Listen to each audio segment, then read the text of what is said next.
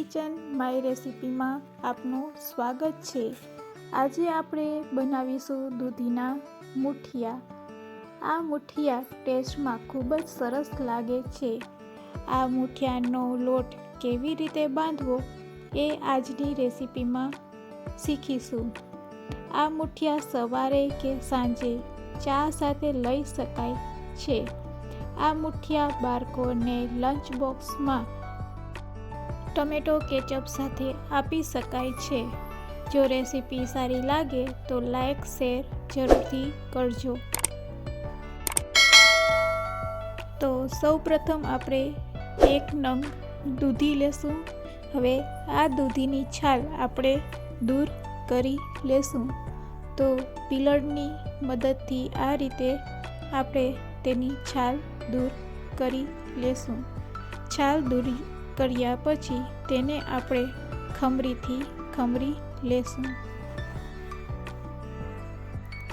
હવે દૂધીને આપણે આ રીતે ખમરી લેશું। તો દૂધીને ખમર્યા પછી આગળની પ્રોસેસ કરીશું। તો દૂધી ખમરાઈ ગઈ છે। હવે તેમાં એક વાટકો ઘઉંનો લોટ લેશું, એક વાટકો બાજરાનો લોટ લેશું। બાજરાનો લોટ ઉમેર્યા પછી તેમાં 4 ચમચી ચણાનો લોટ ઉમેરશું। ચણાનો લોટ ઉમેર્યા પછી તેમાં આપણે 2 ચમચી લાલ મરચું પાવડર ઉમેરશું। લાલ મરચું પાવડર ઉમેર્યા પછી તેમાં આપણે 1 ચમચી હળદર ઉમેરશું।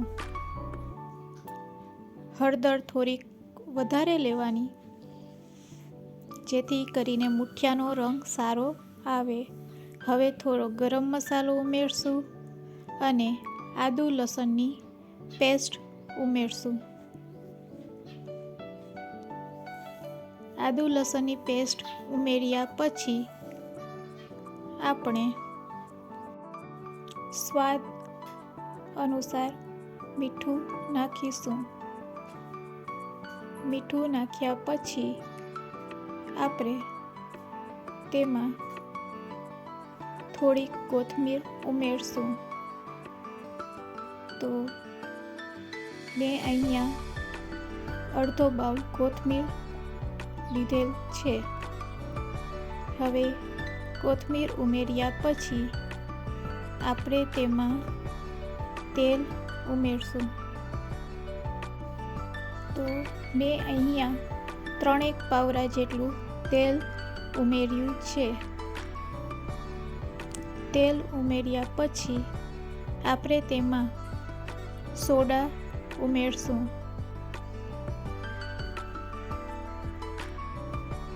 હવે તેના ઉપર આપણે લીંબુનો રસ નાખીશું।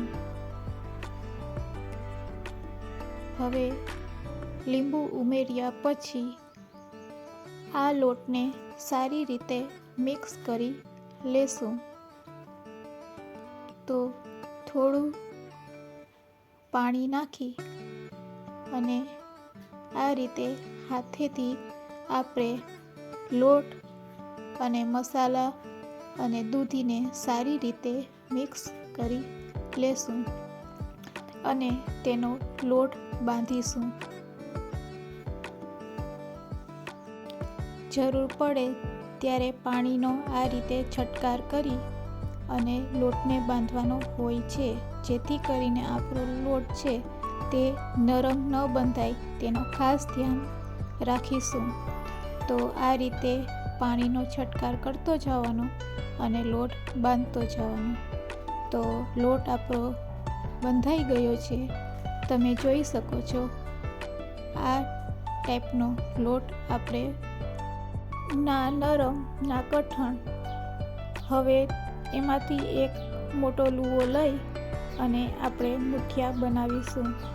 આ રીતે 2 હાથની વચ્ચે લુવાને રાખી અને પ્રેસ કરતું જવાનું અને શેપ આપતું જવાનું। તો આ રીતે આપણે બધા લોટમાંથી મુઠિયા તૈયાર કરશું. હવે ગેસની ફ્લેમ ચાલુ કરીને સ્ટીમરમાં પાણીને ગરમ કરવા મૂકીશું અને એની ડીશને તેલથી ગ્રીસ કરી લેશું. હવે ગ્રીસ કર્યા પછી આપણે બધા મુઠિયાને તેમાં સેટ કરી દેશું. આ રીતે બધા મુઠિયાને સારી રીતે ગોઠવી અને આપણે તેને 20 થી 25 મિનિટ માટે હાઈ ફ્લેમ ઉપર બાફીશું. તો બધા મુઠિયા સારી રીતે સેટ થઈ ગયા છે. તો હવે એને ઢાંકણથી ઢાંકી અને 20 થી 25 મિનિટ સુધી એને પકાવશું. તો 25 મિનિટ થઈ ગઈ છે. હવે આ રીતે આપણે ચાકુથી તેને ચેક કરી લેશું અને ગેસની ફ્લેમને બંધ કરી દેશું. ચાકુમાં લોટ ના ચોટે એટલે આપણા મુઠિયા રેડી. મુઠિયા ઠંડા થાય એટલે તેને આ રીતે કટ કરી તેમાં થોડીક મરચું પાવડર, થોડીક હળદર નાખીશું અને થોડુંક મીઠું નાખીશું. હવે આ મુઠિયાને આપણે વઘારીશું. તો વઘારવા માટે હવે આપણે ગેસની ફ્લેમ ચાલુ કરીને એક પેનમાં તેલ લેશું. તેલ ગરમ થઈ જાય એટલે તેમાં અડધી ચમચી રાઈ અને જીરું ઉમેરશું. સારી રીતે રાઈ અને જીરું ફૂટી જાય એટલે તેમાં હિંગ ઉમેરશું અને સૂકેલ લાલ મરચાં. હવે આ વઘારમાં આપણે આપણા મુઠિયા એડ કરીશું. મુઠિયાને એમાં એડ કર્યા પછી તેને સારી રીતે મિક્સ કરી લેશું. તો આ રીતે આપણે તેને મિક્સ કરી લેવાના. તો મુઠિયા આપણા રેડી છે. તેને કોથમીરથી ગાર્નિશ કરીશું. તો રેડી છે આપણા મુઠિયા સર્વ કરવા માટે. એકવાર આ રીતે જરૂરથી ટ્રાય કરજો. એકદમ સોફ્ટ અને ટેસ્ટી એવા આપણા મુઠિયા. આને આપણે ચા સાથે સર્વ કરી શકાય છે.